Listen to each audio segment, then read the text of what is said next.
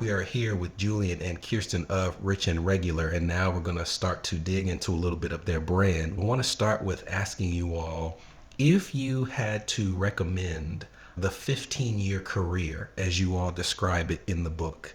Can you summarize what it looks like and what people should be doing at each stage of the journey?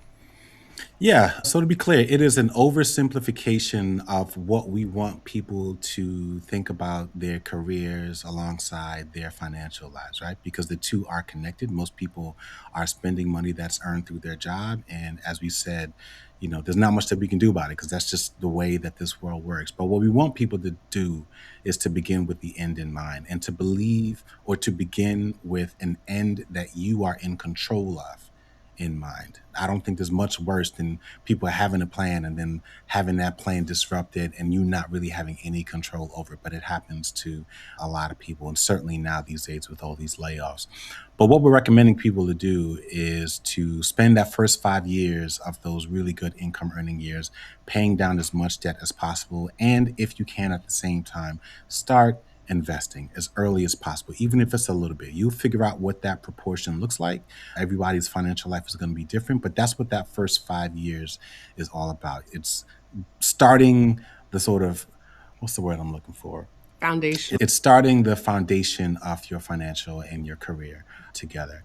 Years 6 through 10, you're going to continue doing those things, but I think it's really important to start figuring out what your superpower is. What is the thing that truly makes you unique? And a really good indicator is going to be the thing that you've been celebrated for. It could be like, wow, you're really good at public speaking, or you're great at spreadsheets, or you're the person that the boss or your manager always goes to for these things. That's a great indicator that, hey, these are the things that make you different.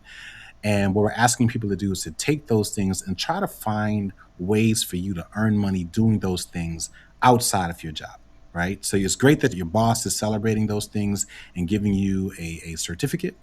I want you to take that skill set and see if you can do something, even if it's just $100 here, $500 here, but like figure out what that would look like. If you had to earn money doing that thing, spend 5 years doing that while you are paying down that debt and or continuing to invest. And if you're lucky, by year 6, 7, or 8 or something like that, the debt is already paid off and you can transition the money that usually goes towards debt to now boosting up your investments or continuing to invest into now your superpower.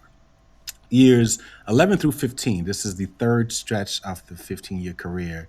By this point, you've been hopefully investing for 10 years. By this point, your debt is completely paid off, and now you're investing at a higher rate than you ever have. And hopefully, during that year, through your experiences trying to monetize that superpower, you've now tested and understood the market and the competitive landscape. And then, by the way, this may not even be just one superpower, it could be multiple things, right? But the goal is to have slowly created an exit ramp out of what we primarily were calling corporate careers, but it could be any career that you don't particularly enjoy.